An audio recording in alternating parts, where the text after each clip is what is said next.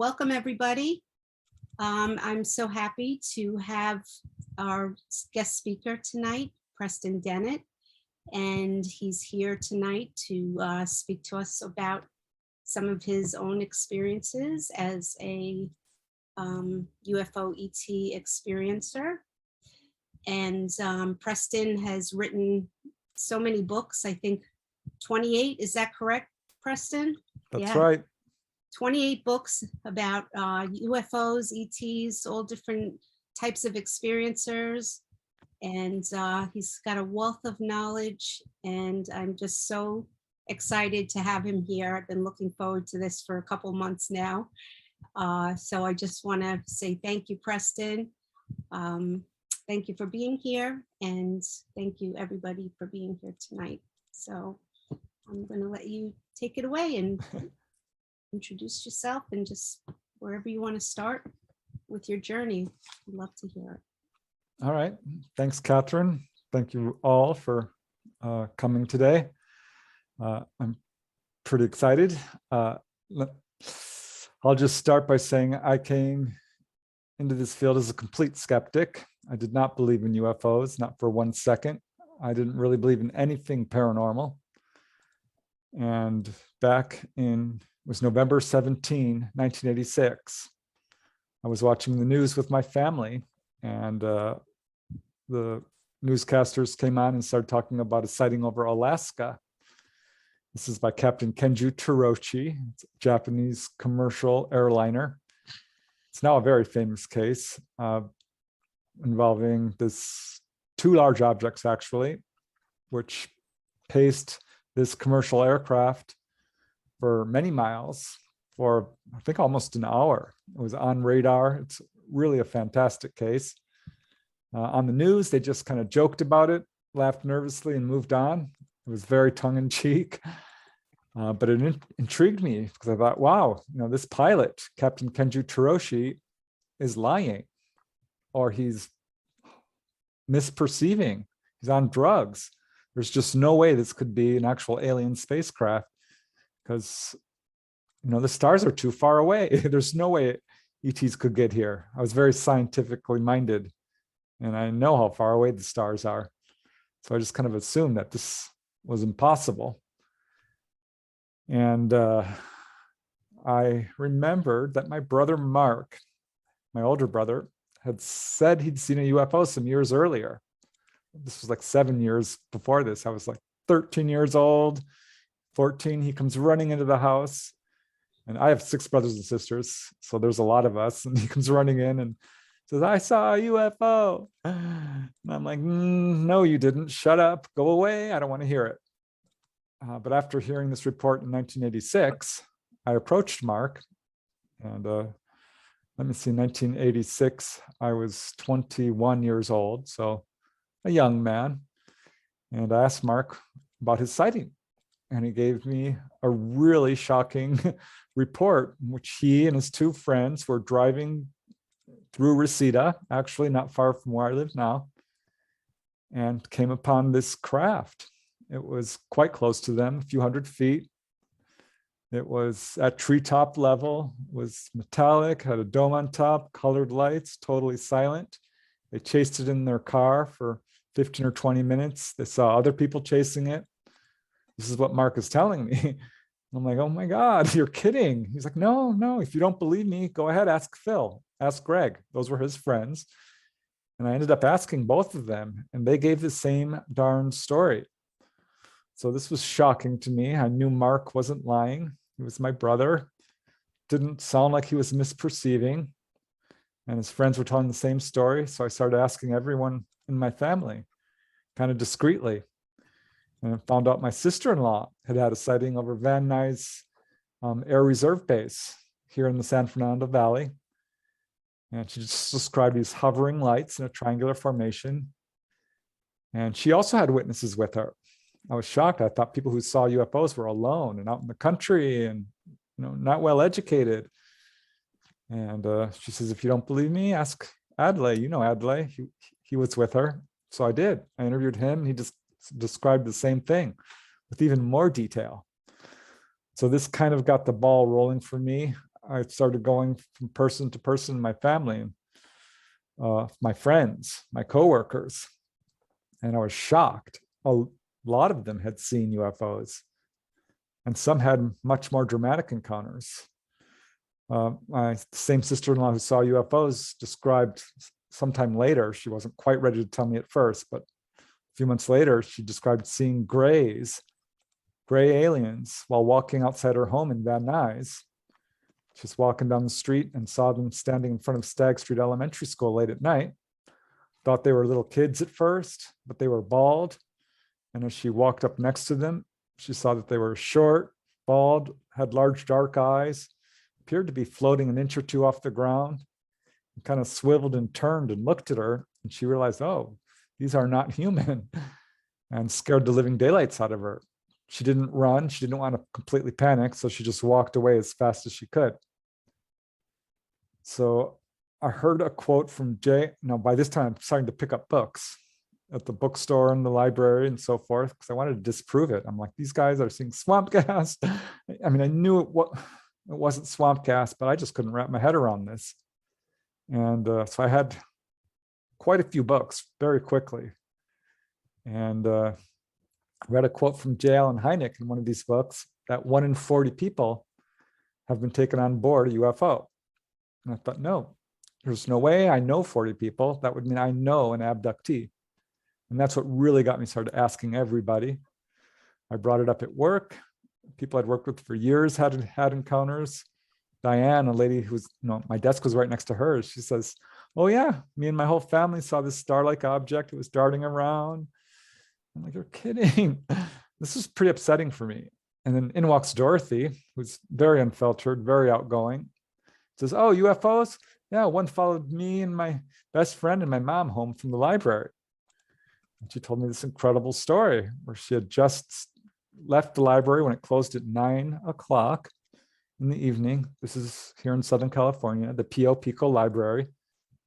And they saw this star-like object. It dropped down out of the sky and was hovering over the telephone wires across the street. A classic metallic saucer with little lights on it. Her mom comes to pick them up, and this object follows them home.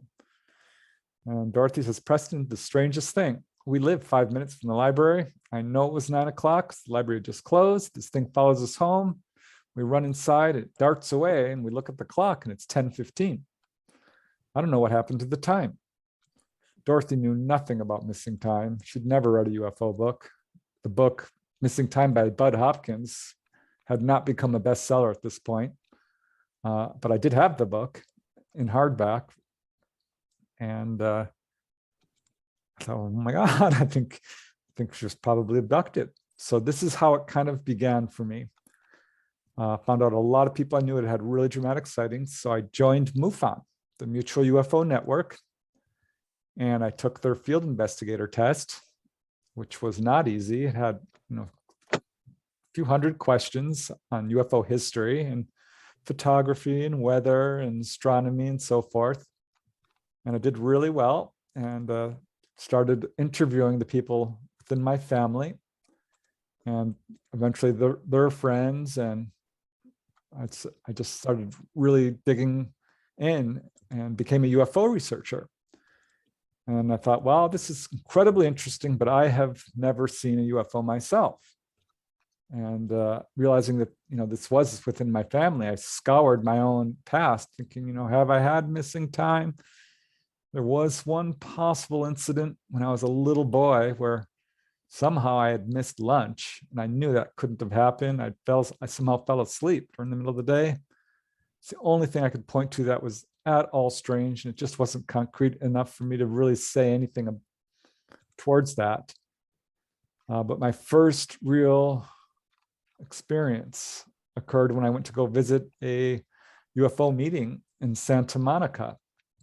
It was called UFOrum, run by Penny Harper, and a contactee had come to speak. His name was Andy Reese, and he told his story, and he said, afterwards, if anyone wants to see a UFO, I will call one down, or I will try. I thought, you got to be kidding. You can't do that. That's impossible. But the meeting ended, and a group of about 10, maybe 20 of us went out into the park across the street. This is in downtown Santa Monica here in Southern California. I was shocked there was only 10 or 20 of us because that meeting held at least 50, 60 people.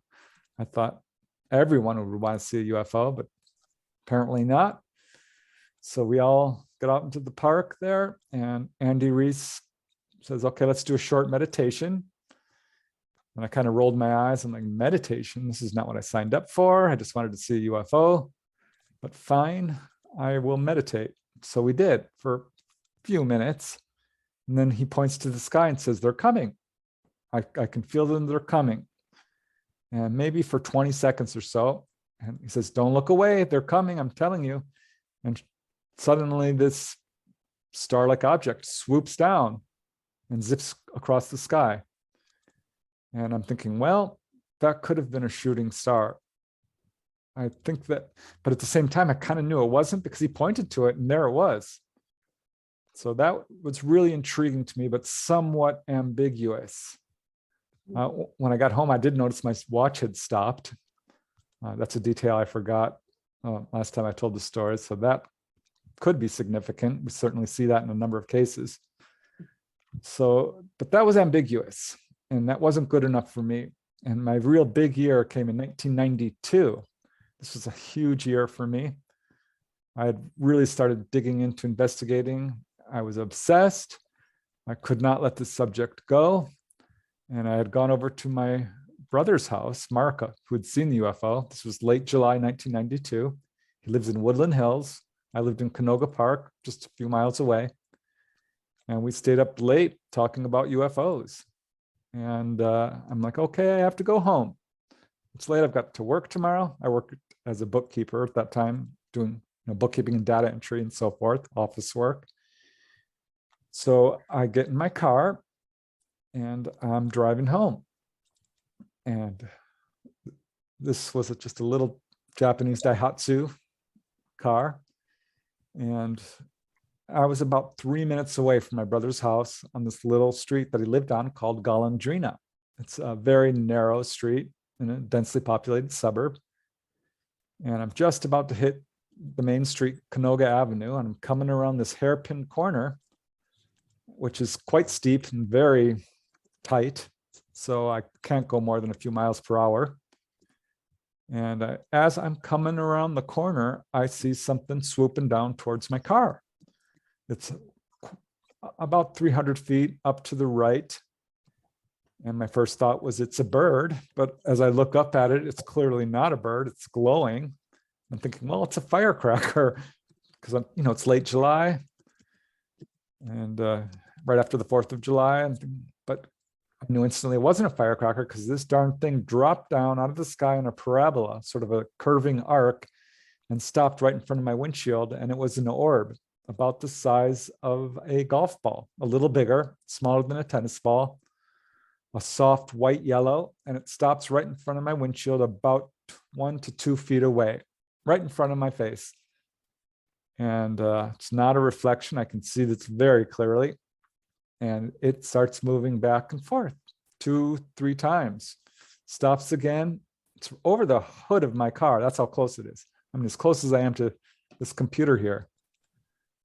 And I'm just gobsmacked. I'm totally in awe. I remember looking at it and watching it as it moved forward, dipped down. It almost hit the cement there and went straight up towards the zenith. I remember leaning forward and looking up the windshield and watching it disappear through the canopy in the trees.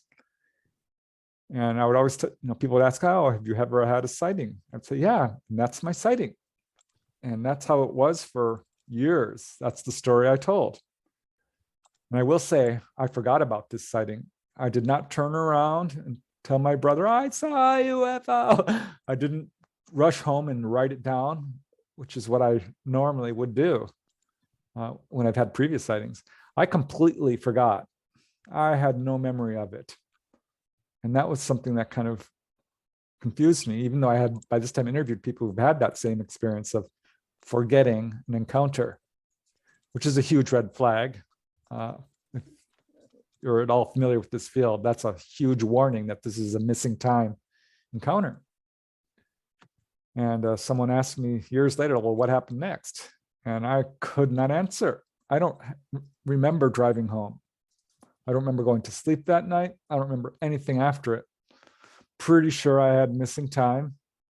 Can't say I've had any dreams about that incident or what happened. I don't know.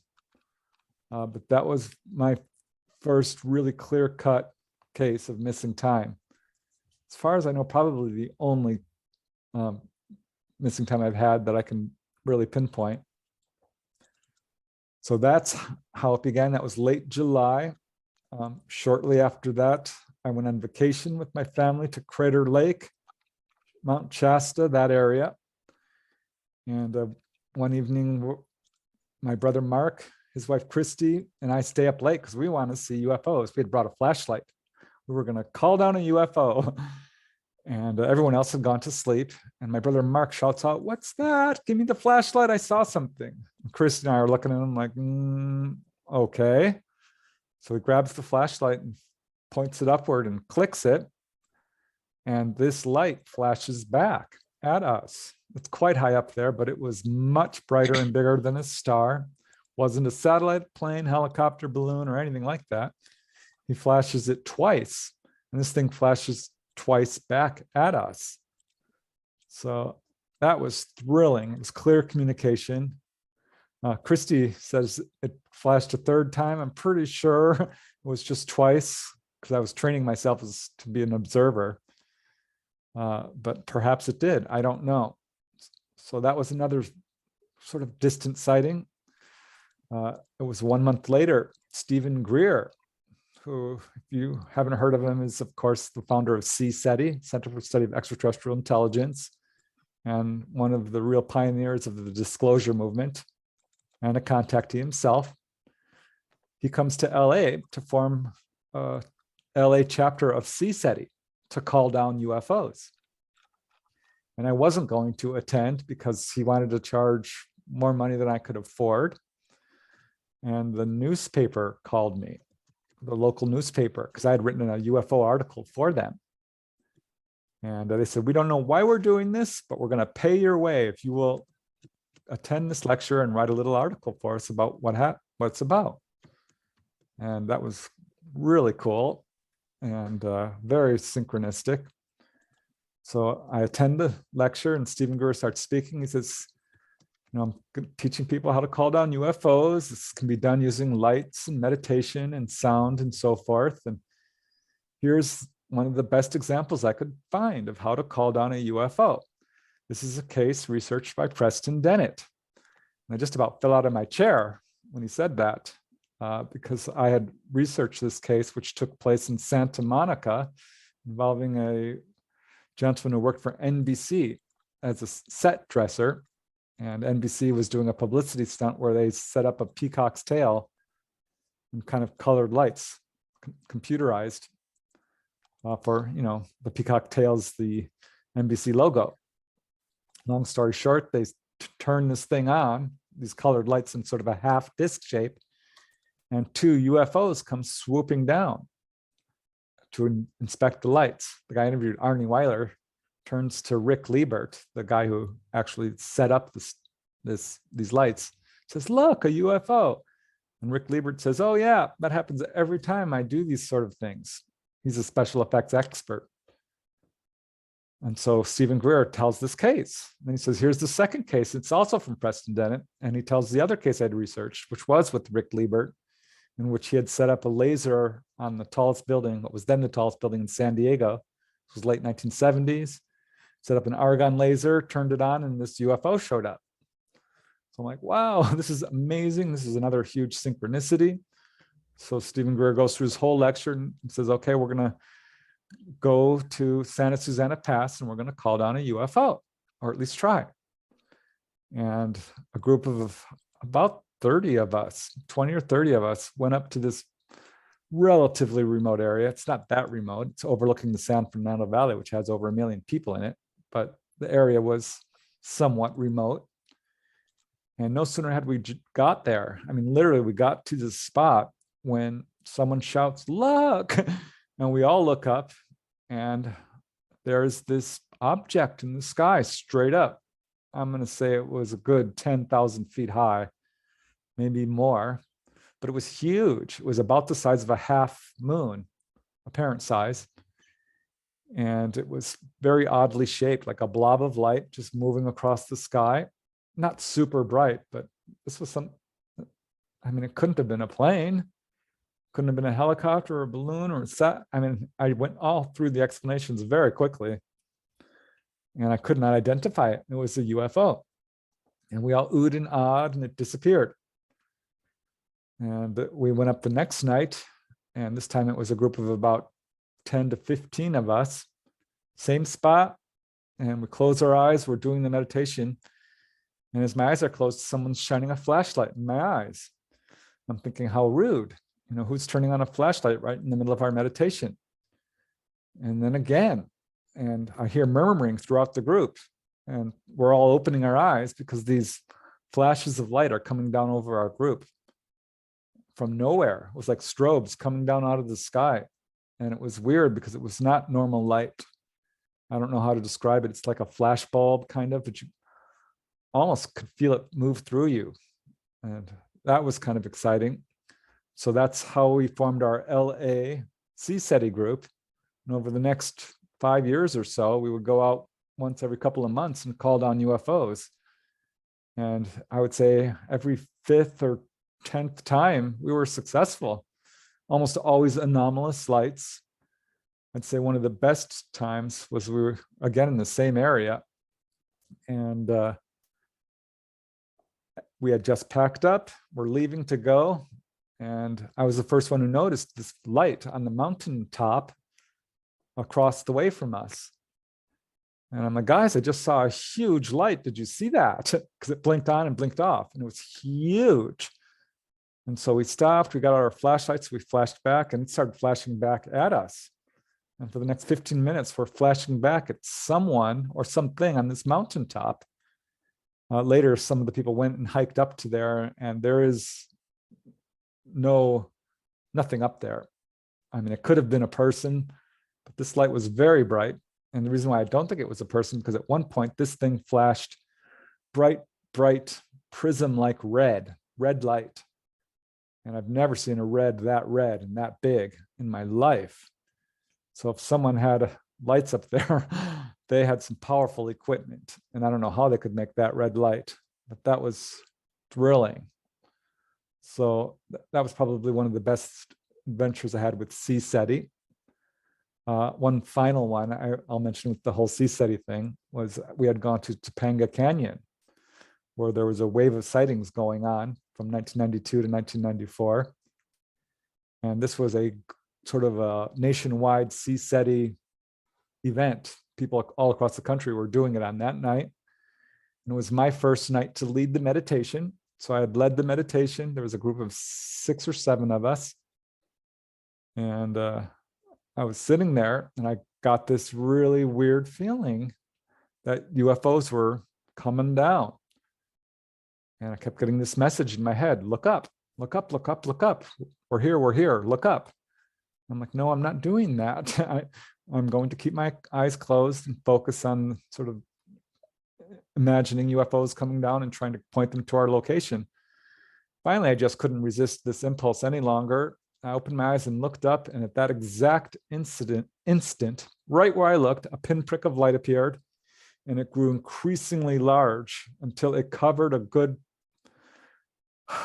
third of the sky. I mean, it was gigantic. I had never seen anything like this. I've seen, of course, a million shooting stars. Well, not a million, but you know what I mean. And this looked like, the way I would describe it is if you were standing beneath a glass table and someone was pouring milk over it in this ever widening circle of light until it became massive. It covered a good portion of the sky over a period of about 3 to 5 seconds. And I was just about to cry out, like, look, when it winked out. And I looked down at everyone who had their eyes closed, and I thought, oh no, how am I going to explain this? And So I just did. I'm like, guys, I just saw something. And they're all looking at me like I'm a little nuts. I mean, they were nice enough, but it was weird because why did only me? Right? But that was amazing. I later found out that there was someone driving through the canyon about 2 miles away who also saw it at the same time. This was about 9 p.m. So that was 1992, and it was a huge year for me, 1992, 94. And it just started escalating from there. And I think the next incident that I had that was just so amazing was when a UFO spoke to me and gave me a personal message just for me. And I can tell you, I've never had anything like this happen up until that point, certainly.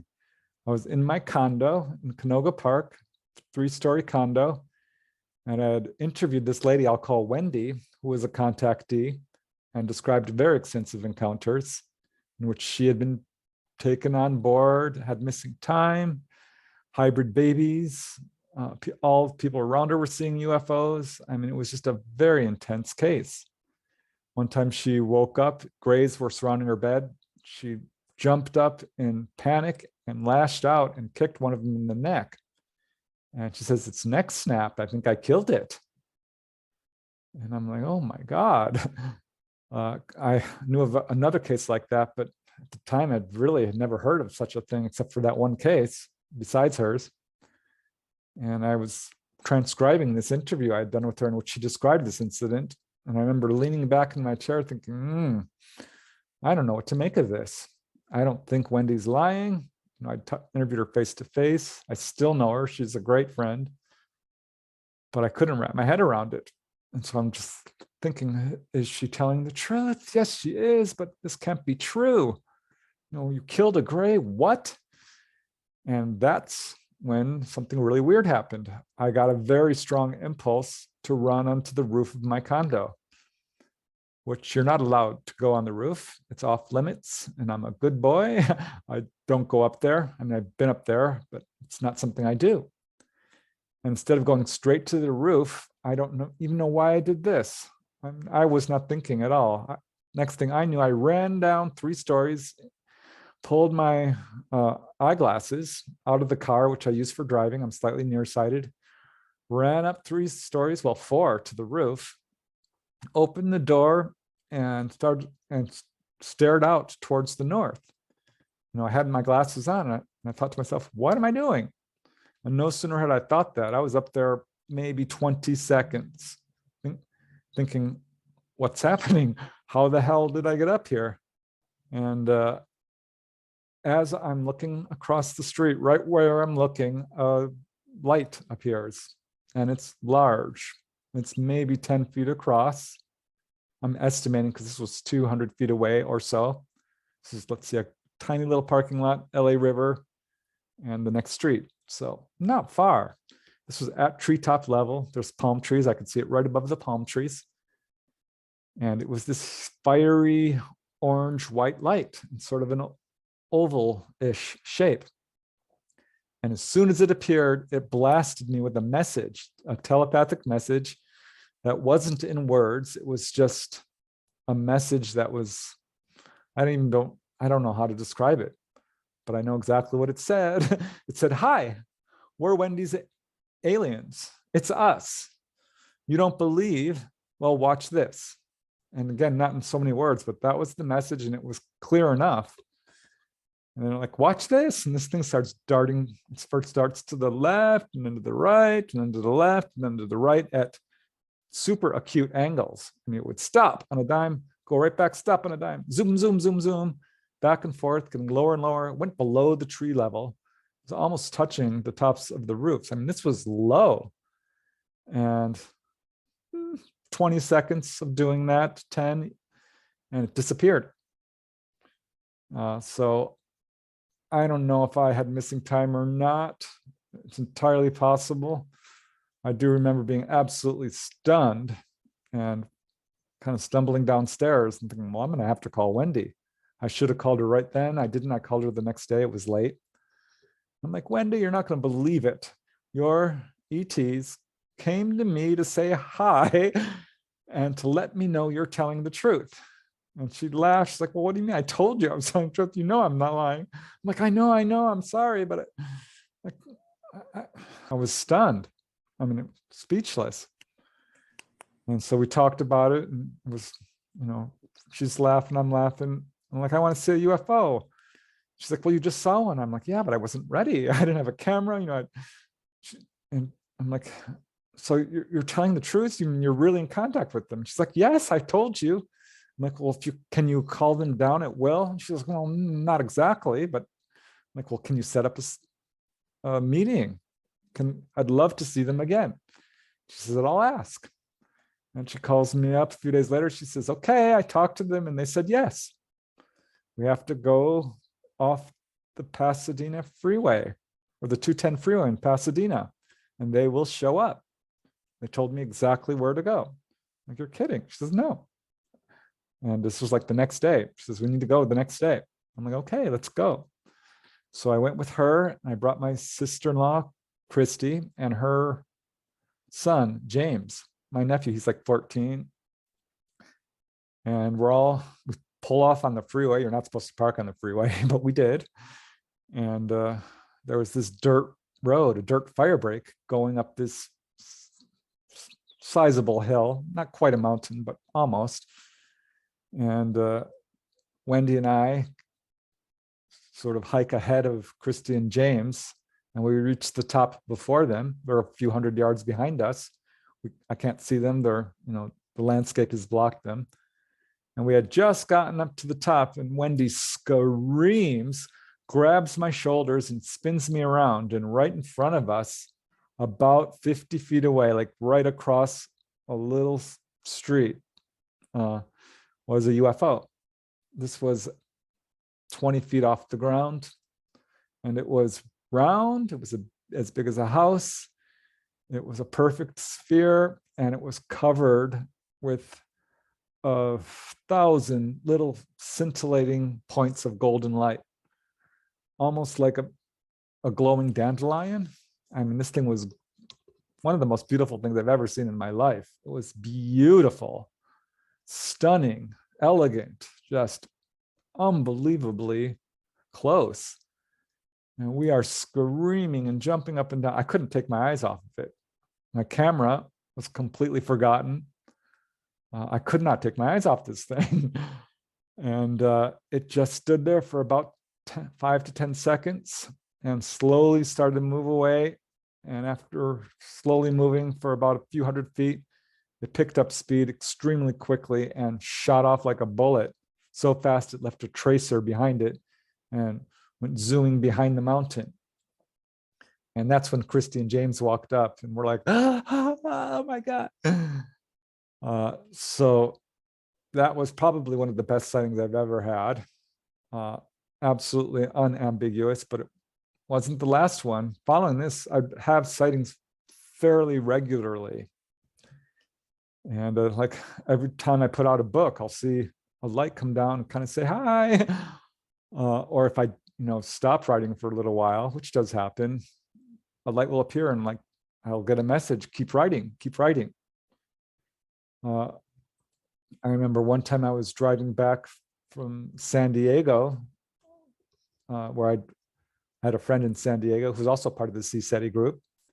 And I was driving back late one evening. This is a crowded freeway. This is the 5 freeway. And it was a cloudy night. There was a very low cloud cover, maybe 200-300 feet. And as I'm on the freeway and there's cars all around me, I saw a light hovering right over the freeway. I thought, well, that's odd. That's because I don't remember ever seeing this. This is a trip I had done 100 times. And I'm looking at it thinking, that's not a street light. It can't be a building. It's not a helicopter. It's perfectly still. I'm like, what the heck is that? And as I get closer and closer, I realize this is big and this is close. This is below the clouds. It's bright white, yellow light, perfect sphere. And as I drive right under it, I can see it's massive.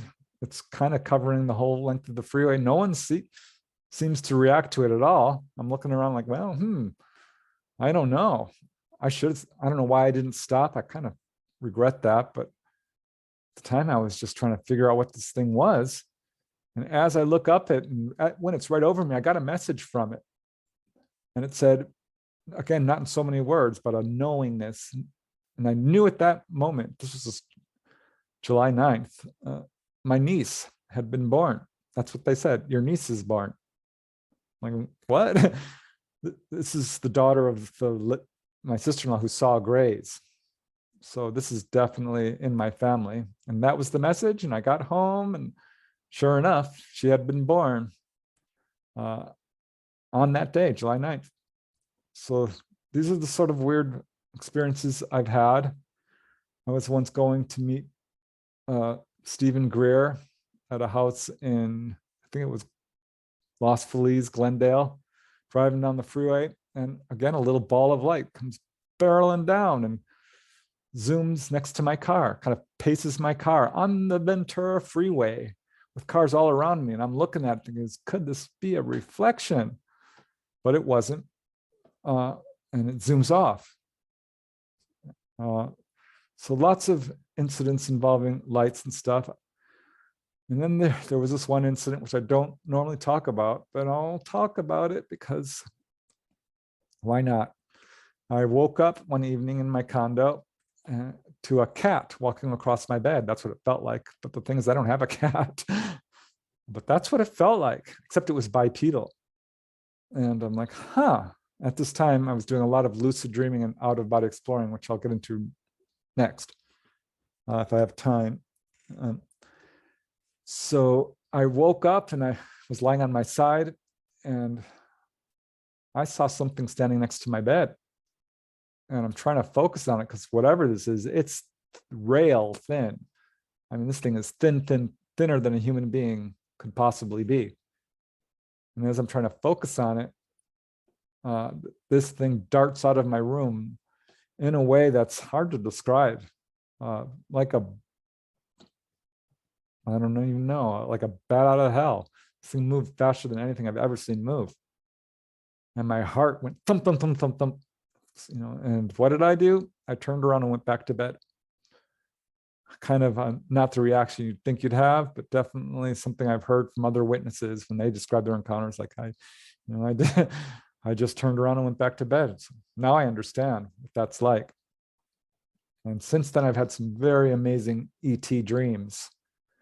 I'll just give you one or two. One, I found myself in this metallic room, and I instantly recognized it as being sort of UFO-ish because it was gray steel walls that were rounded into the floor, of course, and rounded into the ceiling, but not like an egg or anything. I mean, the floor was flat. I'm like, huh, that's weird. And I felt very much like a visitor. It was very friendly. And I'm looking around. There's a table in the center. There's someone sitting there. But my attention is distracted by this 10, maybe not 10, 8 to 9 feet tall gentleman who walks in. I think it was a man. And he's wearing a white jumpsuit. And he's slender. And he walks right up to me, and he's radiating love and intelligence and wisdom. And I look up at him just in awe, and just felt a lot of love for him and from him. And I was trying to focus on his face, and I could not see his face. It kept kind of going out of focus. And I'm looking at it and looking at it, and I could not see it, which is, again, another thing I've heard from other witnesses. And so he starts, kind of gestures for me to explore this area. So I walk into another room, and the wall turns transparent. It's another thing I've heard a million times. So to have it happen to me was like, wow. And the wall and part of the floor turns transparent, and I look out, and it's water. We're in water. So that was really cool. I live not far from the ocean. This was in my house here in Reseda. This was just a year or two ago. And since then, I've had a lot of these weird UFO-ish dreams. One where I was being shown how they have free energy, or sort of are able to pull energy out of electromagnetism. And a bunch of us were being taught. And then they took us out onto this little balcony area and showed us the star fields, and a number of incidents where I'm holding babies and being told to, just hold them and love on them, which is another thing I've read, 1,000 times and heard from other people. I love babies. Who doesn't? So yeah, I'm starting to wake up to the idea that I'm having contact. And I know the Greys are aware of me. I've had contactees led to me by the Greys. That happened 2 or 3 times. Most recently, a guy called me from England and says, "Are you Preston Dennett?" He says, "Yeah." I said, "Yeah." He says, "Well, I need to talk to you. I had this encounter. ET showed me all these disasters that are coming onto our planet. Is this true? Is this something that happens?" I'm like, "Yes, this is a very common message." He says, "Well, the Greys came and they said that I need to call Preston Dennett." And I'm like, "What? They told you? They told you my name?" He says, "Yes." So I know the Greys know about me. That was shocking. So that's kind of where I'm at right now. I'm waking up to it. Most recent sighting was just last year, I think it was, in November, when I went out in my backyard. I'm like, "All right, you guys, where are you? Show yourselves. I'm tired of this. Take me on board. I want to know if I'm a contactee." And a light appeared way high up, and it disappeared. And I thought, wow, okay, was that you? You can do better than that. What the heck? That was just a light. Come on, show yourselves. And at that moment, an owl flew very low over my head, an enormous owl. Never seen that before, but as you may know, there's a weird owl connection in this field.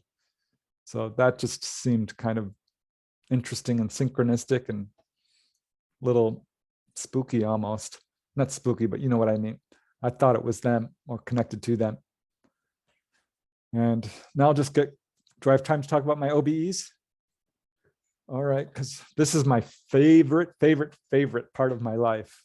Oh, I can't wait to hear about this. And this this came at the same time as I started investigating UFOs, literally the same exact time. And I don't think that's a coincidence at all. And I will say my sister has seen UFOs. My 2 nephews have seen UFOs. One of my nephews saw humanoids. This is definitely in my family. And so 1984, age 19, my mom passes away tragically from a heart attack. And I'm at the service a few months later, and I saw her spirit.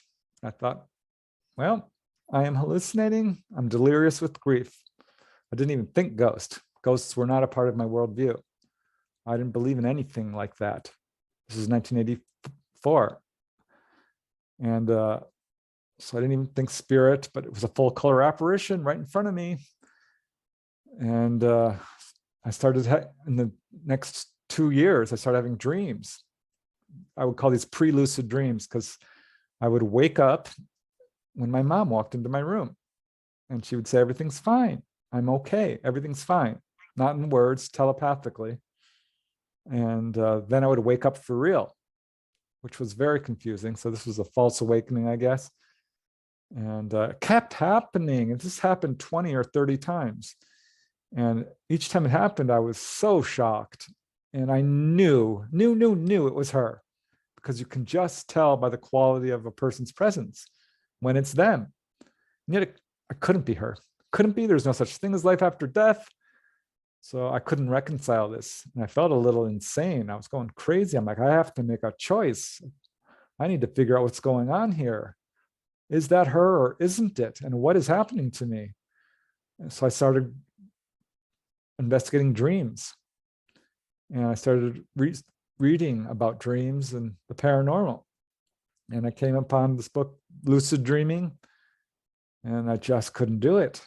And then I came upon a book by Robert Monroe, Out of Body Journeys. And he gave exercises on how to do it. I thought, wow, this sounds a little scary, but if this is something anyone can do, I would love to try it. Maybe I can find out if there's life after death. And maybe I could even visit my mom. And so I did the exercises, And immediately, within the first few days, my dream recall exploded. I started having really vivid dreams, very pre-lucid dreams, where I thought for sure I was awake. I remember once I woke up on the kitchen floor with my head stuck beneath the kitchen cabinet. And I stood up. I'm like, how the heck did I fall asleep on the kitchen floor? This is not possible. And I was really tired, and I stumbled back into bed and immediately woke up. I realized, oh, that was a dream. That was a pre-lucid dream. It wasn't it may have been an out-of-body experience, but I wasn't awake. But it was about 2 months of doing these exercises when I had my first OBE. I was depressed. It was the middle of the day. I went and I laid down on my bed. This is 1986, late 1986, 21 years old. And Robert Monroe says, you want to reach the vibratory state, and you'll feel a mild electric sensation, sort of like a pulsating moving through your body. So I lay down on my bed on my stomach, and suddenly I felt this strong heaviness and then this electrical feeling. And it was not mild at all. It was very strong. I thought I was being electrocuted, actually. I thought I had stuck my finger in the light socket next to my bed and I was being electrocuted to death. This is what I thought was happening. And I was scared. And suddenly there was a popping noise and a swooping sensation. And I found myself flying through my room, out the door, across the hallway, and into the bathroom. And I grabbed the counter, I looked in the mirror, and there was nobody there. And that's when I realized I am out of body. I am doing it. I'm doing it. I'm doing it. I'm doing it. I was screaming that to myself. I'm like, wow, this is amazing. And I was overcome with the emotion, and I got instantly pulled back into my room, and I'm floating over my bed, and I see there's someone in my room, a short little man, and I couldn't make him out. I'm like, who is in my room, and who is that? And I never did find out, but I popped back into my body and woke up, and I was thrilled. It lifted my depression immediately. I'm like, wow, this is real. There is life after death. You can go out of your body. So I doubled down on the exercises, and it was maybe a week or two later, same exact thing happened. Right down to the last detail, plopped back in my body. I'm like, this is amazing. Third experience, I woke up in the middle of the night, standing next to my bed, and I was very disoriented and had vertigo. Finally cleared my head, stopped getting dizzy, and I looked down on my bed, and I saw myself lying in bed under the covers. And I felt utter dread, utter fear, complete terror, because I was pretty sure I had died. I was dead, and I was not happy, needless to say, and really upset. And I dived back into my body, and I filled it up like water filling up a glass. Felt really strange. And I woke up, and I was thrilled. I was so excited. So those were my first 3 experiences. And for the next year, I started going out of my body. And each time I'd pop out, I'd be like, yeah, I did it. Yes. And whoosh, right back in. Strong emotion will bring you back in. And a lot of people have a fear barrier or some sort of emotional barrier. Mine was excitement. So for the first year, my experiences were no more than 10 to 20 seconds to a minute. And it was really, really hard for me to get past that until I finally popped out one day. I'm like, okay, just calm down, calm down. And I was able to extend it that way. And then I had to learn how to move. I would be flapping my arms to try to fly. And that didn't work. And I had trouble seeing. It took me a while to just, through trial and error, learn how to move. And it's by willpower. You just sort of will yourself. And I would walk through the bedroom door, which is an amazing feeling because you can feel it through your whole body. And I'd always close my eyes whenever I walked through a wall or the ceiling. Finally, one day I came upon a brick wall. I'm like, I'm just going to keep my eyes open. And I did. And I walked through it with my eyes open, and you could see the inside of the wall. Oh, it was so cool. So I started flying around and exploring the neighborhood. I'd fly up above the house, fly around the house. There's telephone wires near the house. I'd always fly around them. One day I'm like, let's just fly through them. Other people have done it. I picked up books by this point on how all the books I could find. And they said, you're perfectly safe when you're out of body. You can't be harmed. So, and they had flown through the telephone wire. So finally I did it. And I saw a flash of light and an electrical charge, and I got through it. And since then, I've done that many times. I was telling my family, UFOs are real, UFOs are real. They're like, shut up, stop talking about UFOs. The ones who did not believe or thought I'd lost my mind. And I said, guess what, guys? I'm going out of body. They were not happy. Two of my brothers thought I had lost my marbles. My dad was like, oh, what is wrong with you? And I'm like, no, for real. I'm going out of body.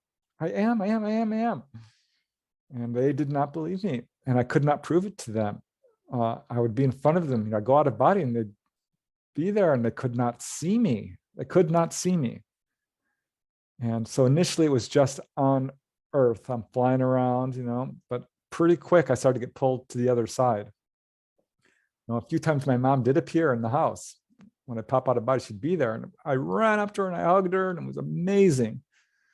But that was always on her terms, not mine. And I wanted to know if there was another side, if there was a heaven, so to speak. I'm not a really religious guy, but I wanted to know where she was and what she was doing. And I had ended up moving out around this time. I'm 25 years old or so. And I'm just flying around my condo and popping out and doing little experiments. Often when I get pulled out of my body, I would become overcome with anger, and I just want to destroy things. I'd be overcome with hunger. And I would go to this place where I could create feasts of food. And apparently this is a thing. It's called the emotional body. The astral body is also called the emotional body for a reason, because any suppressed emotions you have come back at you in full force. So I would sort of jump into this scene where I'd like destroy things and just ransack the place, or I would pop out at a grocery store and I'd just gorge myself with food, or I'd create a feast of food of brownies and chicken nuggets and potato chips and ice cream, junk food, and just gorge. And so I went through all of that. I had problems with lust too. And I don't want to get into too much detail into that because it's terribly embarrassing. But yeah, you can do all kinds of things with that as well. At any rate, I got through that and wanted to get to the other side and was having trouble. I'm like, how do you get there? I don't even know. And one day I popped out of my body and I floated into my living room, and there was a woman there, a beautiful Black woman. And I recognized her. I don't know who she was, but she looked familiar. I'm like, wow, look at you. You're amazing. And she looked at me and smiled, grabbed my shoulders, spun me around, and pushed me through the wall. And I ended up in another place, which looked, I don't know, like a cafe in France or something, trying to identify where I was. When I remembered, I wanted to see my mom, because I'd always call out, Mom, Mom, Mom, Mom, where are you? Mom, Mom, Mom, Mom. She'd never come.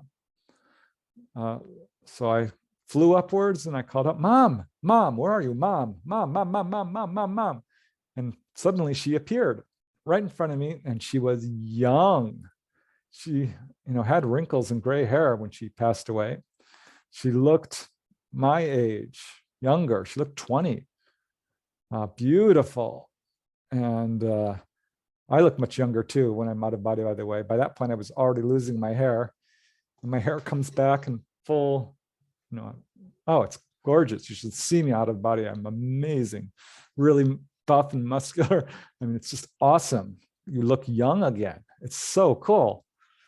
And I saw her and we hugged, and I cannot tell you what it's like to have that kind of reunion. Oh, I was devastated when my mom passed away. I fell asleep crying every night. I woke up crying. I could not get over it. I was devastated for 2 or 3 years. I was just destroyed. And here she is in front of me. And so the reunion was absolutely spectacular. And she grabs my hand And so says basically, oh, well, just wait, I have something to show you.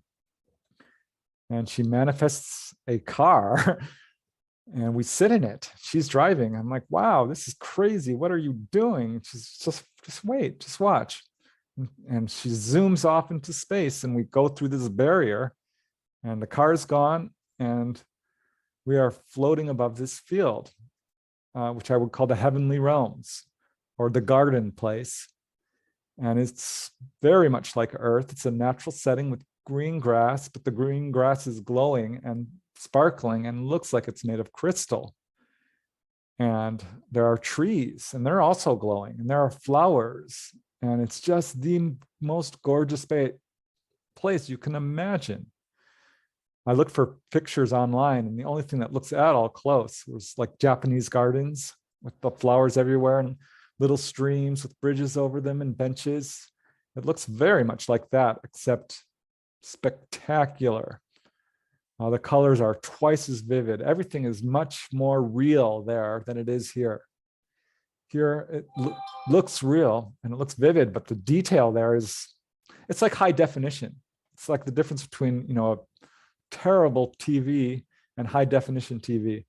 It is so much more vivid. It's indescribably real. And the colors. So my mom takes my hand and we fly across this field to a stream and she lands inside of it in the stream. She says, come on in. I'm like, you're kidding. She's like, no, come in. So I walk into the water and it's cool and it's soothing and you can feel it. It feels like water, but it's a little different. It's very silky, silky, I guess would be the best way of putting it.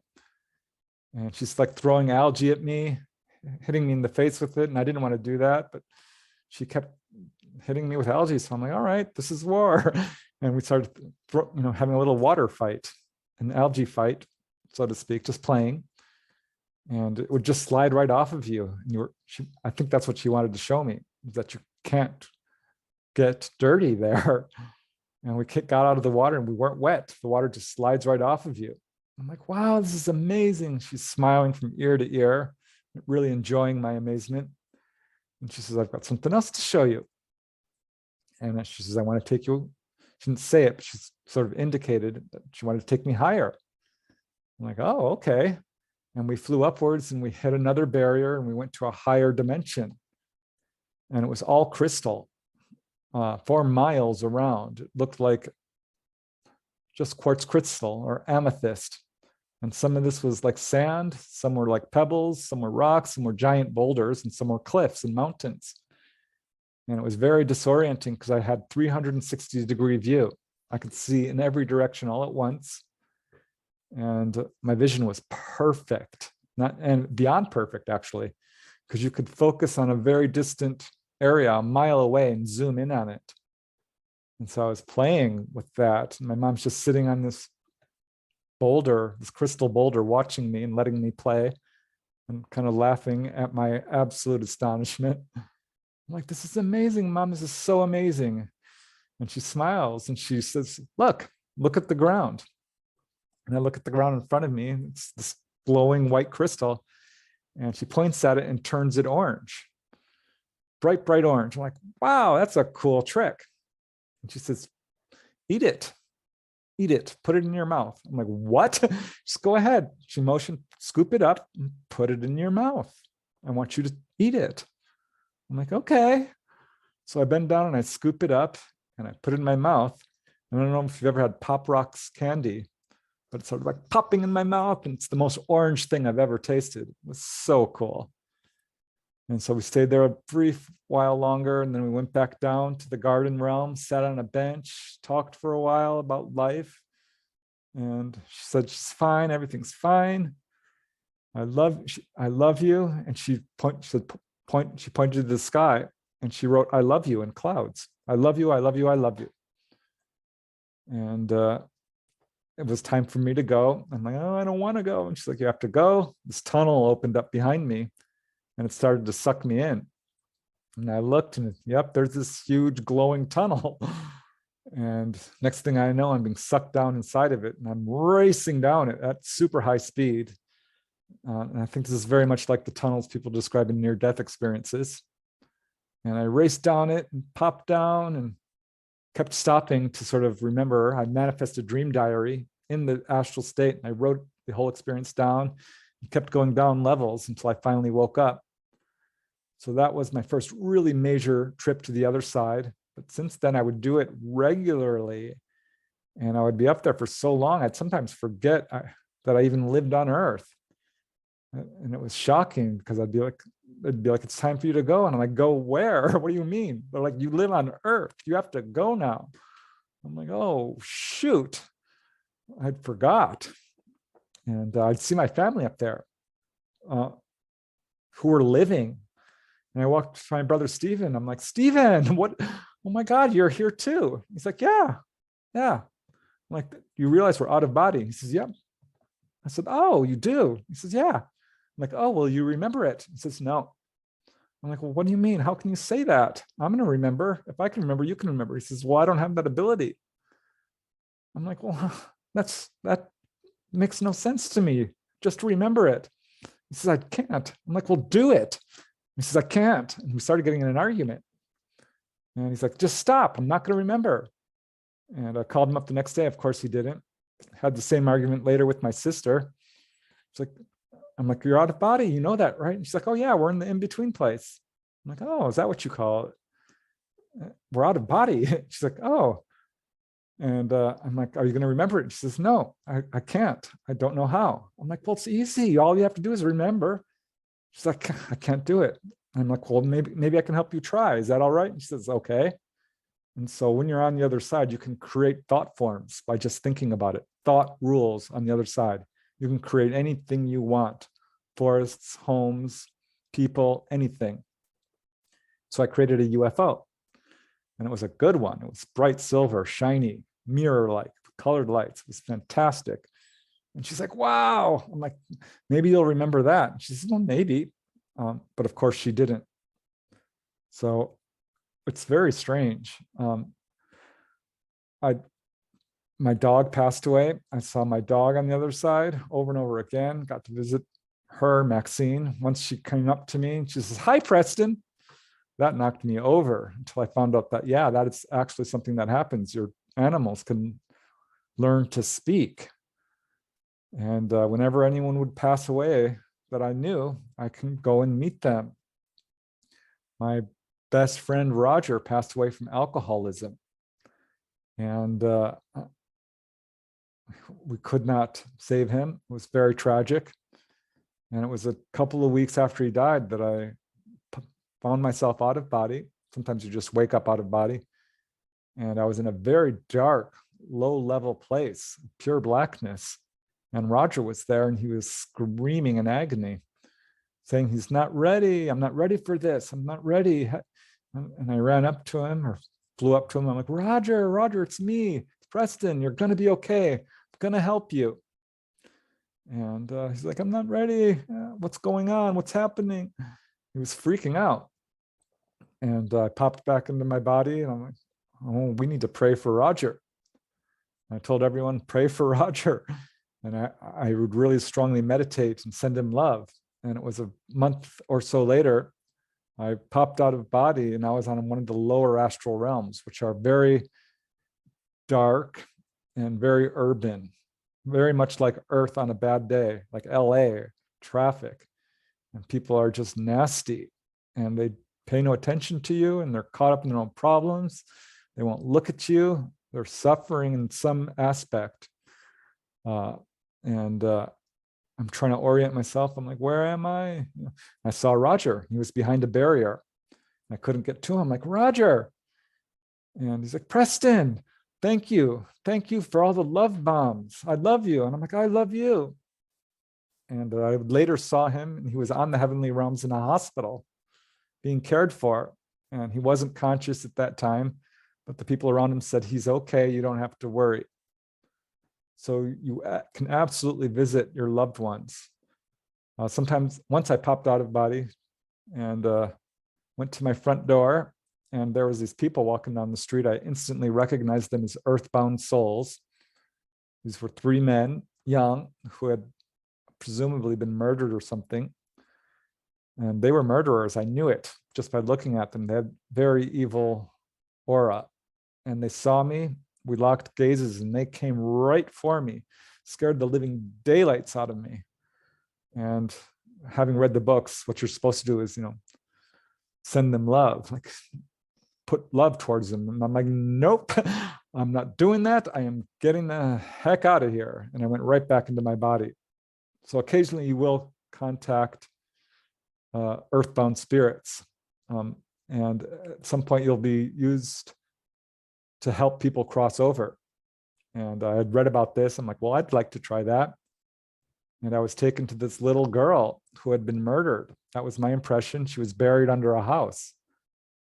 And she's just this little blonde girl, just sweet as pie, 8 years old, 6 maybe. I'm like, oh, you poor thing, how are you? And she was crying and she's looking at me, very shy, very scared. And I said, would you like to fly? And let's go flying, because this is what I would usually do and take people over to the other side. And that did not work for her. And I'm trying to think, how can I do this? And suddenly I got the idea, or maybe someone told me, I don't know. I'm like, her mom, ask about her mom. I'm like, would you like to see your mom? And she looked up at me crying and hopeful. I said, yes, I can. Let's go see your mom. I'm sure your mom wants to see you.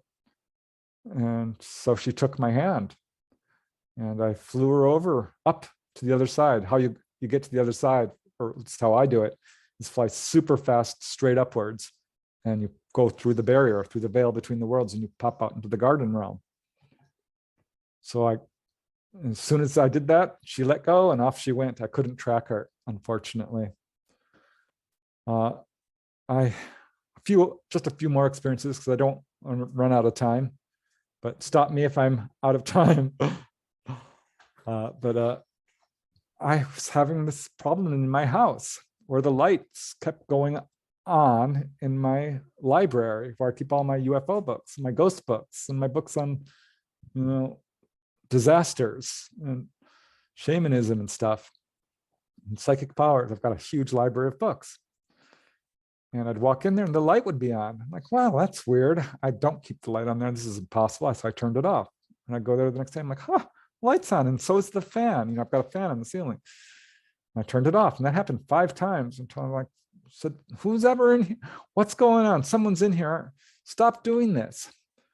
And I was talking to this lady in Maine who's a contactee. I've interviewed her for one of my books. She says, and she's a medium. And she says, you have a ghost in your house. More than one. They're staying with you. They're friendly and nothing to worry about. But I'm like, really? She says, yeah, I think, they're male, and she started describing them. I'm like, well, that makes sense. And I had another lady tell me the same thing, a contactee from Florida. Mm-hmm. She's like, you have ghosts in your house. I'm like, really? Because that's what, this other lady told me. And so I thought, let's do this. Let's find out if that's true, because I can go out of body. So I popped out of body and I'm going through the rooms. And I don't see anyone in my living room. Going to the hallway, no one's there. I go into the bathroom. I'm like, well, no one's in here. And I look in the mirror of the bathroom and I see someone standing behind me in the hallway. And I whirl around and there's a man who's slightly shorter than me. I'm 5'9". He's stocky, brown hair, round face, a nice looking guy. And I said, hi, what's your name? He said, my name is Mac. I'm like, hi, Mac, you're in my house. I don't know what you're doing here, but you really have to leave. I don't know why I wanted to kick him out. I mean, he wasn't hurting me. I wasn't scared, but I'm like, there's a better place for you. You should be on the other side. What are you doing here? You have to go. And I grabbed his arm and it felt physical to me. So when you're on the other side, you sort of vibrate at that same rate. You feel like you would normally. And I pulled him outside. And I went back inside and there was another guy in my hallway. I'm like, hey, who are you? What's your name? He says, my name's Bill. He was a slightly taller, skinny gentleman, a little bit older, and thin face. And I'm like, Bill, you got to go. You shouldn't be here. There's another side. I don't know what you're doing here, but you can't stay in my house. And I pulled him out into the front yard. So yeah, I cleared my house. I mean, I could go on and on with the experiences I've had. I heard about people going to the moon. Robert Monroe talked about that. I'm like, that sounds amazing. So one day I popped out and there's the moon. It was a full moon. I'm like, let's do this. And I did it. I could not believe it. I hate telling people about this because it sounds so crazy. But I'm flying towards the moon and then boom, I'm there. I come in for a landing. I'm like, wow, I'm on the moon. I'm standing on the moon. This is insane. And went to Area 51. That was really cool. I got scared. I thought aliens might see me and that pulled me back. I later went back and went inside, had trouble recalling exactly what happened, but it was dark and vast and very low energy. I didn't like it. I had a guide this time and I saw genetic experimentation on humans and didn't like it. I didn't like it at all. So I've since gone to the lower hellish realms. Recently I went up, I saw my dad. I went to a healing temple. That was so awesome. And it was just unbelievably beautiful. I couldn't even sustain it. It was so beautiful. I'm like, that's it. I got to go. This is too beautiful for me. I'm not worthy. And just, do I have time for one more experience? Absolutely. I want to hear about the moon too. What was that like? But go ahead. Yeah, the moon it was so beautiful. Absolutely beautiful, stunning, crisp, grays, whites, craters, sand. It was just beautiful. And I saw a structure there too, by the way. You did. So that freaked me out. But eventually, whenever you get freaked out, you get pulled back. Right. But probably one of the best, I mean, I could go on and on. You can meet enlightened masters. I did that once. I saw my silver cord. You may have heard of that. That was something I never saw. So finally I did that.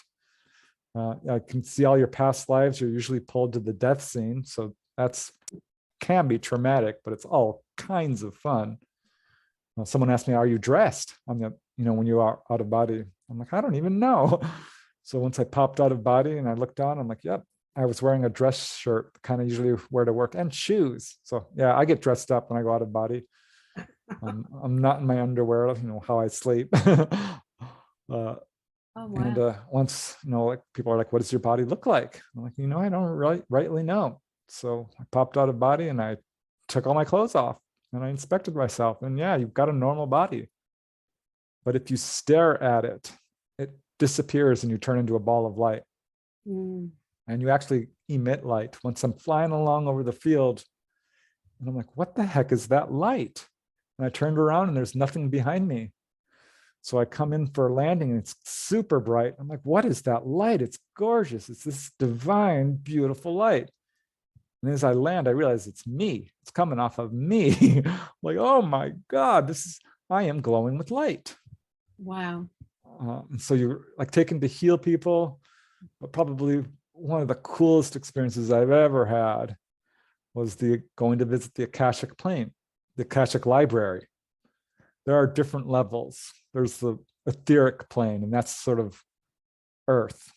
It's the next dimension right next to you. It's the lower realm. And there's various levels of lower realms, which are quite dark and filled with earthbound souls, or people who are at various levels, whether they're addicted or selfish or just attached to Earth for some reason, full of anger, full of despair, that sort of thing.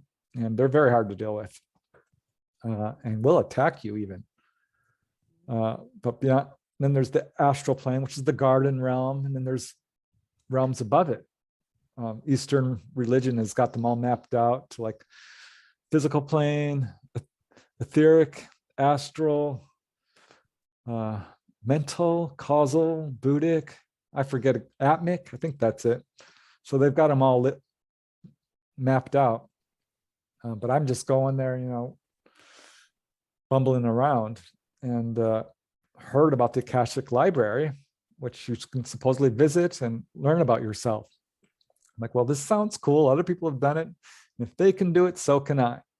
This is a natural human talent. Anyone can do this. It's not hard. You're doing it every night. All of you. You're all conscious on the other side. We all are. It's just really remembering it. That's the trick. So I'm like, let's go to the Akashic plane. And I'm bumping up. I go from the physical plane to the garden realm, and I'm pumping up through these veils, these barriers. And I hit this one barrier and I can't get through it. And I'm clawing, I'm scratching. I know this is the Akashic plane. And I'm like, let me through, let me in, let me in. And I'm just kind of trying to get in. I keep banging my head against this thing, almost literally. And finally, I just scrape open this little tiny pinprick. And this unbelievably gorgeous, divine white light shines on me. And I squeeze through this tiny little tunnel, and it filters everything bad out of me. Any resentment, any anger, jealousy, fear, all of it is gone. And I'm in this place that is absolutely indescribably beautiful. It's a garden realm, but it's much brighter, much more high energy, much more crystal-like. And I'm like, that I'm not worthy. I'm not worthy. I'm not worthy. And I got pulled out. And I woke up. I'm like, hey, I am worthy. So I tried it again, and I got through.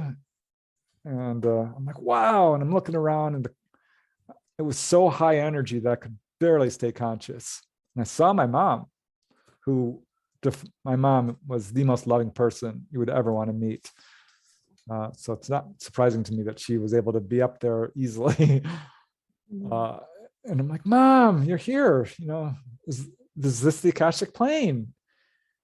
And she's like, yeah, look. And she points to this building, which looks like the Capitol, you know, in Washington, D.C., with pillars. And it's very stately. And I'm like, wow. I have since seen a drawing by Sylvia Browne, the psychic.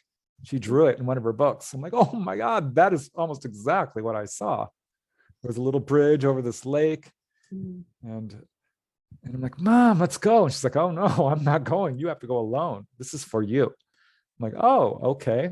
And a guide took me, who I could not see, but they were by me, and they led me to it, across this little bridge and up to these steps and into the entrance. And it's much bigger than I thought. This thing is probably 10 stories high, with giant pillars that look like rose quartz, which are beaming out energy. And it's just, I wanted to just stop and look at the pillars. I mean, I would have been satisfied to look at the wall, just stare at the wall. Honest to God. They took me inside, and there was this corridor, which was quite wide, and there were openings. And I went down this corridor past several openings into a room, which was a small bedroom-sized room, large bedroom.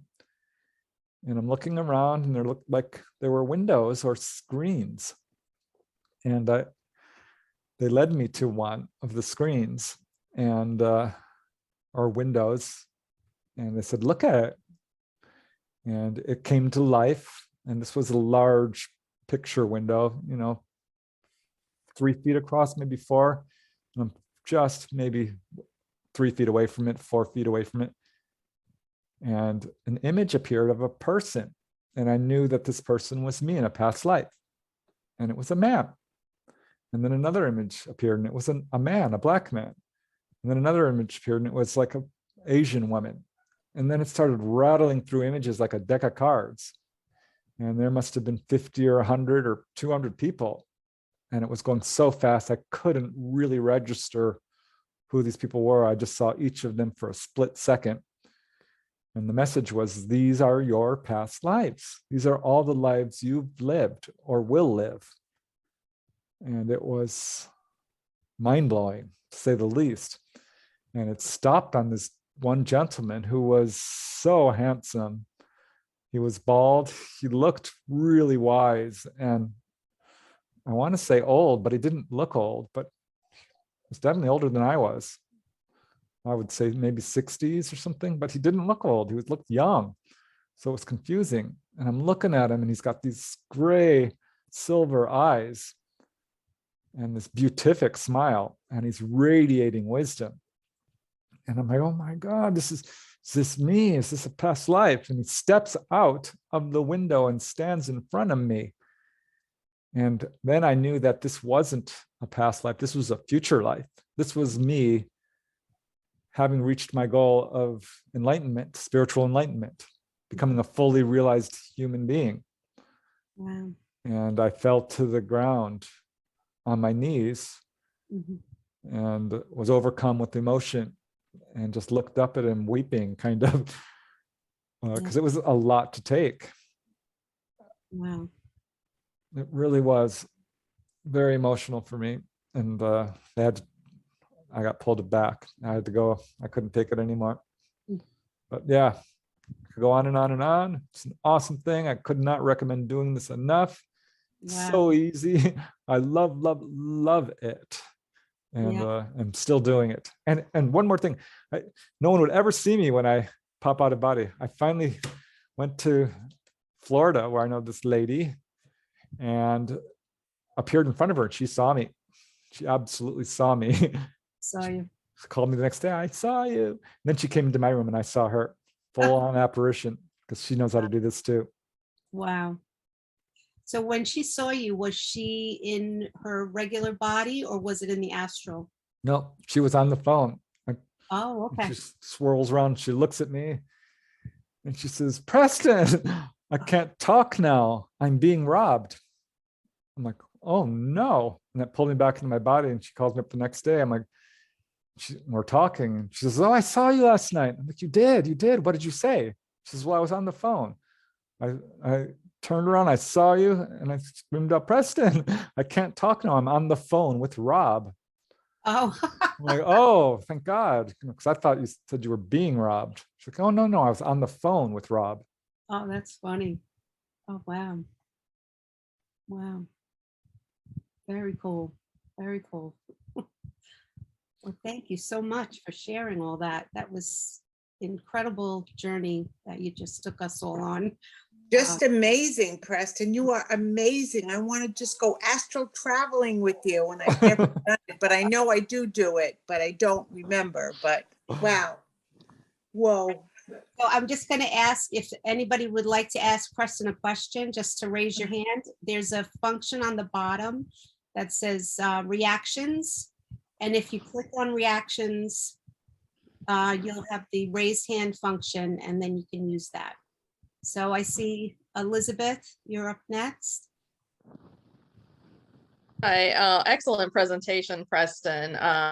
You obviously don't need your PowerPoint because you're an excellent storyteller. And I think I heard you speak on Mysterious Radio once with K-Town. I think you interviewed with her. Yep. Yeah, definitely a lot of very good information here tonight. So I have basically two questions. The first is about your niece and how they said your niece was born. So it kind of makes me wonder if there was some kind of genetic manipulation with her, were they involved in that, do you think? And then the second question is what do you think the ET's overall agenda is for you? Because they clearly want you to keep writing. What is the overall agenda? Is it just to help awaken and with the ascension process, or what are your thoughts on that? Yeah, well, regarding my niece, she has not reported any UFO experiences at all. So I don't know. I suspect a lot of people have encounters and choose not to remember or don't remember. And that could be the case with her, but it is in my family. And I did find out recently that I have a distant relative, John Winthrop is his name, who's actually famous. And he had an encounter, one of the first recorded in the US, like 1600s or something. He's actually a very high profile gentleman on the East Coast. And he had a missing time encounter. I'm like, wow, that's the first, relative I could find, because this does track families. And that was sort of evidence to me that this is tracking families and I am part of this, whatever it is. So I think there is a genetic component to it. Absolutely. Particularly because, my nephew, who is, my niece's brother, did see a UFO and did see a humanoid in his room. So I think perhaps it's more focused towards him than her. But it was, yeah, definite clear message, which I don't even know why they would even bother to say, hey, your niece is born. But they did. And Yeah. I think it was just a celebration of that. I don't know. And as far as the ET agenda with me, I always knew I was going to be a writer. I've always felt that. But to have them like appear, after I write a book, I'll see like an anomalous light in the sky and get this little howdy-do sort of feeling from it. Really made me feel like they are encouraging that and excited about it. And I think I did see a number of channelers. I got to see, who's that? Daryl Anka, is that his name? Yes. Bashar? Mhm. Yeah, I saw him very early on, and he picked me out of the audience. And I'm not at all well known. I hadn't written a single book. And he says, I see UFOs over you. I'm like, oh, you do? And he says, yeah, you were an ET in a past life. I'm like, oh. And he says, you're here to help anchor the ET energy. I'm like, oh. And I had the opportunity to see 2 channelers after that. And they said the same exact darn thing in the same words. Like, you're an ET in a past life. You're here to bring the ET energy in. I'm like, oh, okay. What does that mean? What does that mean to you, to bring the anchor, the ET energy? I think it's educate people, let people know. I feel a very strong pull to let people know 2 main things, 2 or 3. One is that UFOs and aliens are real. They're here. We're not alone. And they are not here to take over. We are us. They are them. We are one. And people need to know that. That's one really strong message, which I think is a really strong theme in all my books. And the other would be that there is life after death, period. You are an immortal being. You are a part of this universe, indivisible, always, and immortal. And 3 would be that we are unlimited in our abilities. We have all the power of the universe within us. What we would think of as supernatural abilities are not supernatural, they're natural. And we have the ability to go out of our body, to do telepathy, telekinesis, levitation, clairvoyance, precognition, healing, all of it. So this is, I feel like I'm here to just help, my mission is to educate and enlighten. And I think this ties in with the general ET agenda, which is, a few things, which is upgrading the genetics of themselves and the human race, which is warning people about the way we're treating our planet and each other, and waking people up to their own spiritual abilities. This is what I see in case after case. People are warned. They're shown the engine room. Like, why are you on fossil fuels? You don't need to use that. You're destroying your planet. Stop polluting. Don't be so warlike. And people come away from their experiences, as a general rule, spiritually transformed in some way, with the ability to do channeling, psychic reading, hands-on healing, Reiki, you name it. So I think that is the ET agenda in a nutshell. And I'm very pleased to be a part of it. Yeah. Amen. I wanted to ask you a question quick before I call on Tom. Did you feel at any time that the babies, because I know you said you love babies, and that you got to experience holding these babies that were from another dimension or planet, and did you feel a connection towards those babies? Like, maybe were they part of you? Did you feel like they were part of your lineage? I couldn't say for sure, but I can tell you I love those babies. So in a sense, yes. And these were human babies mostly, but not always. There was one time I was in a white room, and there were people in white jumpsuits, and I wanted to look at them, but my attention was drawn towards this gorgeous little baby on the floor who did not look fully human. Her face was slightly, not human. Yeah. And I wanted to scoop her up and be like, no, she's too delicate. She's she could fit in the palm of your hand. Literally, I could have lifted her up. And like, no, she's not ready to be held yet. Oh, So that one made me think, I wondered about that one yeah. because I felt a very strong emotion towards her, who was a girl. Mm-hmm.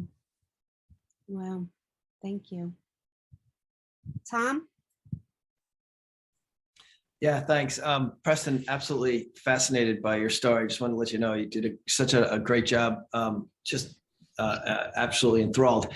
The the question I'm about to ask, I'm going to preface with, I saw a UFO when I was about 25, and I've been fascinated with them my entire life, even though I was skeptical until I had a spiritual awakening that one of the downloads, there were multiple downloads. One was that we were living the end times, and that the other was that UFOs will play some sort of role in these times. And you mentioned coming disasters. And so my ears perked up because I don't know what's coming. I believe, well, I don't even believe, one of the downloads that I had was that we're about to experience the apocalypse, which is the lifting of the veil. We're going to have a massive awakening of some sort. And I don't even know if it's during my lifetime. That was a download I had. But I was just curious, you mentioned coming disasters, and I keep hearing that in other people who've had ET encounters, and wondered if you had any more information on that. Yeah, if I have time, I would love to write a whole book on that. And I say that not facetiously, if there's time, because I worry about that. That is the number one message I hear. People will be told, "Oh, don't be afraid, we won't hurt you." That, I would say, is the thing I hear most. But next to that is messages on disasters of some kind, and there's many variations of this. People will be told that there will be a tilting of the axis. Other people are shown tsunamis, hurricanes, major weather disruption. So there's all kinds of variations of this, and by and large, the contactees that I'm interviewing feel like this is sooner rather than later. It's very difficult, I think, to give an exact timeline because we just don't know. I find it fascinating that I myself, at age, 7, started buying every book on disasters I could find. Mm-hmm. I don't think that's a coincidence. And it was quite shocking when I got involved in UFOs to go into my library and see every book on tsunamis and earthquakes and hurricanes and tornadoes being sort of corroborated by these contactee accounts. So yes, I do feel like we are in for some real rough times, and that the ETs are very concerned about this and really want us to take action in that area in terms of stop polluting and garden, become autonomous, stop putting out greed and corruption. Well, that was one of the direct messages from a lady in Maine. This ET source, if you don't stop putting out the greed and corruption that you're putting out, you're going to destroy our planet like we did. So yeah, this is a huge concern, and I think we are on the precipice. Is that how you say that? Precipice? Yeah, preface. I know what you're saying. Precipice. Hard for me to say. It's yeah. something. They're very concerned about our use of nuclear weapons and nuclear material. Absolutely. This is not a joke, and it's not only the ETs saying this. This is Native American elders saying this. This is astral travelers and near-death experiencers saying this. Our own scientists are saying this. Wherever you look to for knowledge, this is the message. This is a real thing. We need to seriously think about how we are going to get through this. We need to come together with love, truth, and compassion if we're going to survive this, because this is not the first time this has happened. This is this is something that's happened many times. Atlantis myth is not a myth. They destroyed themselves, and that's what we're on the verge of doing. This is the story I'm getting. So yeah, I would say that yes, I think there is reason for concern, and the best thing we can do is to have enough food and water, Be prepared to pull yourself off grid and survive without electricity. If there should be like a CME, a coronal mass ejection, that knocks down the power grid permanently. And to stop buying into the greed, corruption, and fear that the 1%ers or the power elite are doing. We need to wake up to our own abilities. That's a huge message. And that's why I think I'm being pushed towards, teaching people how to do out-of-body travel so strongly, because that's all related to this. So it's all good news. We're leaving corruption and greed and fear behind. And there is no such thing as death. It's a misnomer. So we don't really, if there's large loss of life, yeah, it's going to be difficult, but it's not really the bad news that people think it is. Death is the most healing experience you can have. It's wonderful. And you can come right back, maybe not to Earth, but I just want to put that forth because, there's so much fear surrounding dying, and really there shouldn't be. Thank you. Debbie? You answered one of my questions with Tom, but the other question I wanted to ask you, I know some of my guides, and my one guide is an alien, but when our soul leaves our body, aren't they our family, these aliens? I've never had an experience UFO. I'm a healer and I've done mediumship, but I don't have that experience like you've had so aren't we become aliens when we go back home? Well, yes and no. There's a slight bleed through. There are near-death researchers who have talked about people who have had a near-death experience and see grays on the other side. And there are UFO researchers who talk about people who are taken on board and see their deceased relatives on board. These are bleed-through experiences. A near-death experience is a near-death experience for the most part. You're going to be taken and you're going to see your deceased relatives. That's what I think will happen to most people. And same for if you're taken on board a UFO, you're most likely to see ETs. But being taken on board a UFO, they know the astral planes. They know it well. And if you have a strong ET connection, you may very well go and rejoin them. And you will always be you. And whether you're an alien or human is very little difference. The chances are very good that all of us have been many different embodiments, many different types of beings, because after all, we are far, far older than 1 million years even, or 1 billion. We are immortal and we've always been here. So yeah, you can join your ET family, but ultimately these bodies that we wear are much more akin to a clothes. And we are beings of light and energy who incarnate in various forms to learn various lessons or to enact various agendas. So I think it might be, I don't want to call it a mistake, but I'm not so sure how helpful it is to think of ourselves as human or alien, because we are all one. Right. It's the way I would put it. And yeah, you could very well be like, all right, I finished my lifetime as a human. I'm going to go back to being an alien now, if that's what you want to do. So I think it's wide open. And most of us probably will at some point be like, all right, I've got more to learn. I want to go back and be physical. Do I want to be an alien this time? Do I want to be a humanoid? Am I going to be a praying mantis? What do I want to do? Do I want to be a gray? Incarnate that way. So it's wide open, and it all depends on your level of spiritual development and what you want to do and your soul group and all of this. So there's a lot to it, if that makes sense. Thank you, Preston. Preston. Okay, now we have Daniel. Greetings, Preston. Thank you so much for an extremely interesting presentation.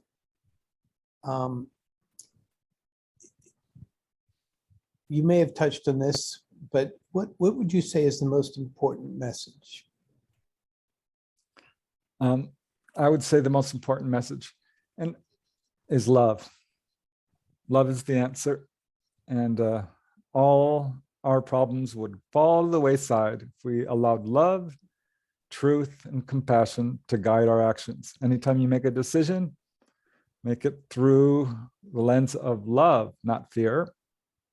Make it through the pathway of knowledge, not ignorance. So that's, I think, that's what Betty Andreassen's ET Quasga told her. Love is the answer for humankind. And love rules the higher astral planes. And I can tell you that many people I've interviewed who have had encounters feel intense love from grays and human-looking ETs and so forth. So I would say that that would be the overriding message. It's love and oneness and knowledge. That's true in the near-death experiences. The angels or, well, the enlightened people will tell the near-death experiencers that love and knowledge is the thing that you can carry back with you. And that's all that matters. Yeah. And have you had any encounters, or do you have any information about negative entities or negative experiences? Hello, you have reached Preston Just one Dennett. second. Please leave a message after the beep, and I will get back to you.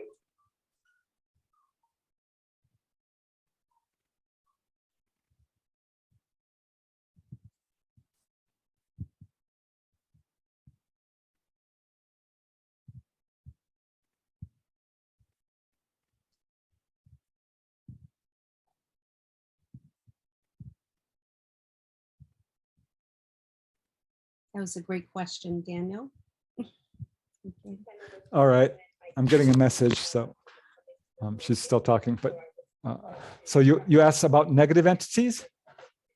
Or negative experiences Yeah, I can that honestly people tell you. have had? Oh, with the ETs or OBEs? Either. Both. Yeah, I do hear negative experiences with ETs, certainly. Not a lot. I would say maybe 5% are people will describe their experiences being outright evil. I would say 50% or more do experience strong fear, especially initially. And often people will perceive it as a negative experience in the beginning, particularly once they get past, little children will have encounters. This is a general rule for contactees. It starts when you're 4, 5, 6 years old, younger. And they're fine with it until they start to hit their preteen or teenage years. And then there's a wave of fear that sweeps over people. And they have a very difficult time. And at this point, many people just turn off and they're like, this is evil. I don't like this. This is bad for me. I hate it. I think this is bad. And generally speaking, if a person confronts their fears and moves past it, they start to see that this is not a negative experience for them.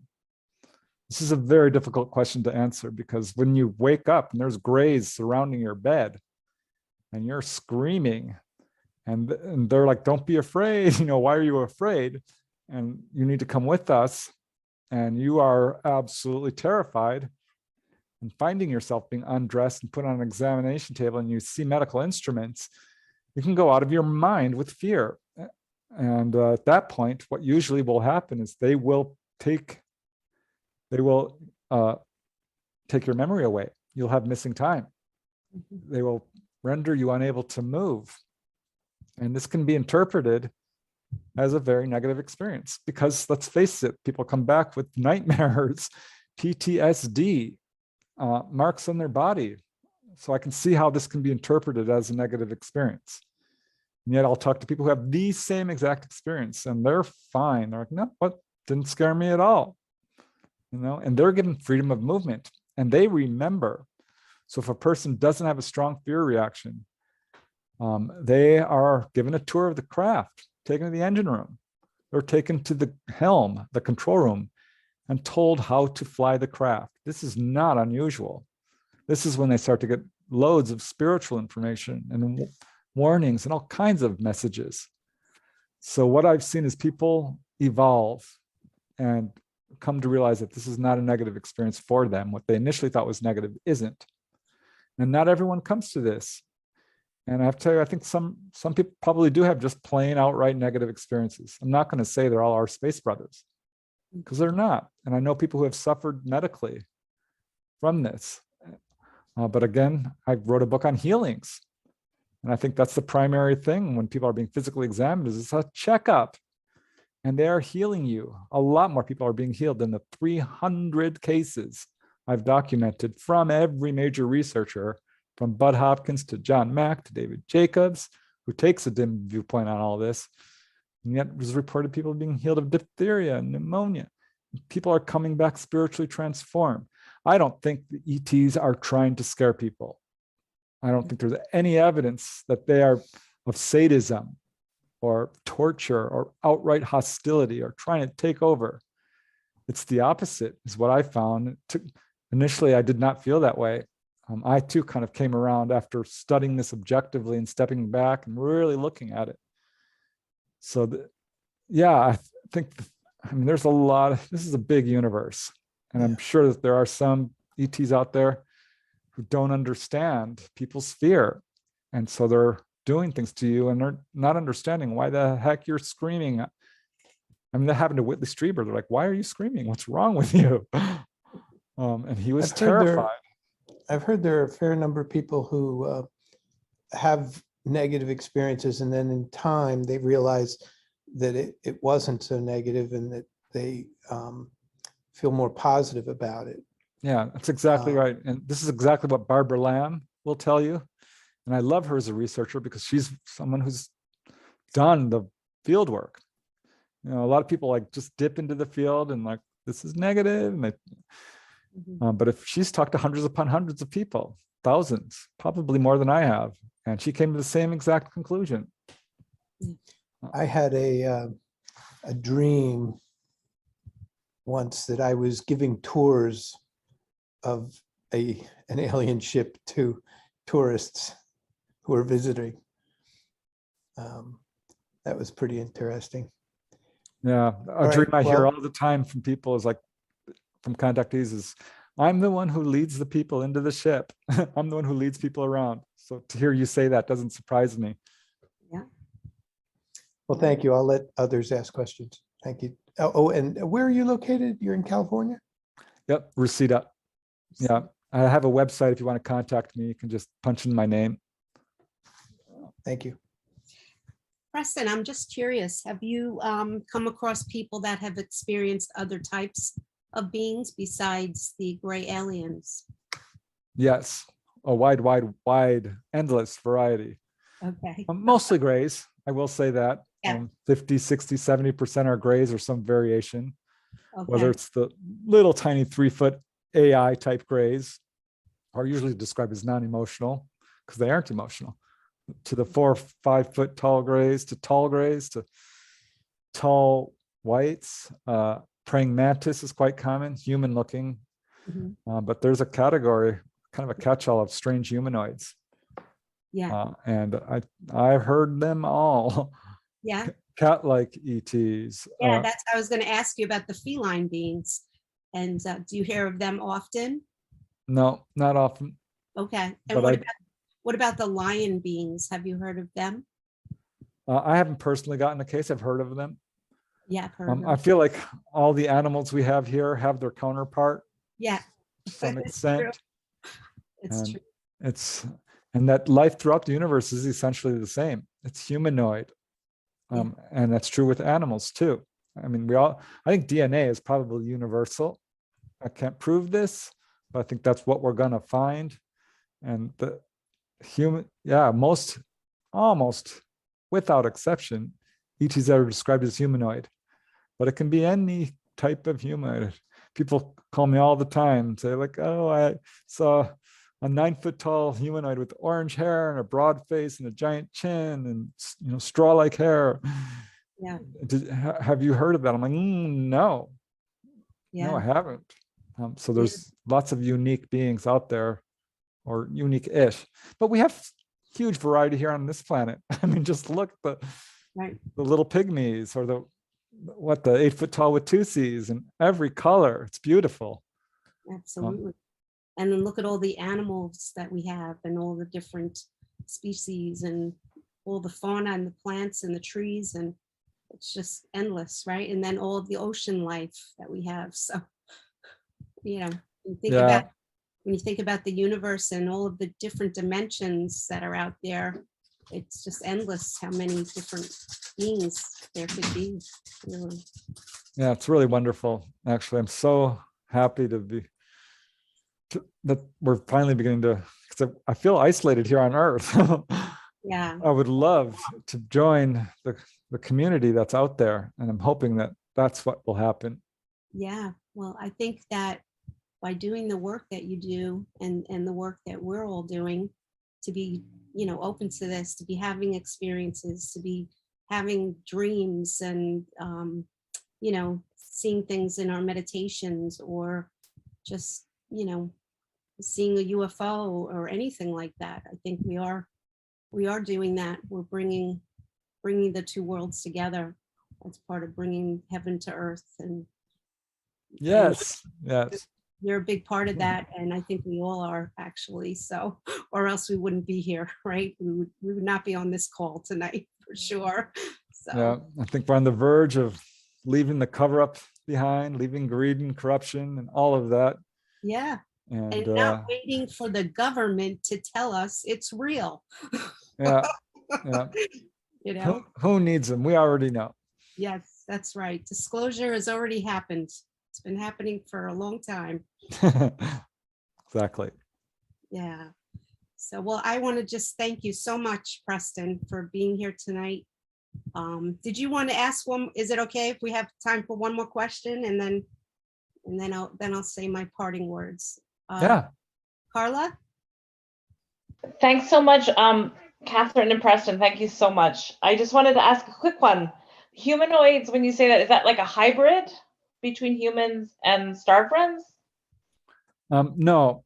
Well, I mean, yeah, hybrids are definitely a big thing in all this, the gray human hybrids. But when I say humanoid, I just mean arms and legs and a head. And that is the sort of blueprint, as near as I can tell, for life throughout the universe, particularly what we would think of as, sentient. I don't actually like that word, because animals are far more intelligent than people realize. Far more aware. I mean, they are us, we are them, we are all connected. We can't live without the animals anymore. And we're very closely connected. We all share the same DNA. The DNA between a stick of celery and a human, it's the same. It's much more, I mean, if you look into genetics, it's shocking how much what DNA really is. It is just the blueprint. And yeah, the humanoid is the main form for people. People is what I like to call them. Thanks. Thank you so much. Thank you. All right. Well, thank you so much, Preston, for being here tonight. This was so wonderful. And I'm just really happy and blown away by your stories.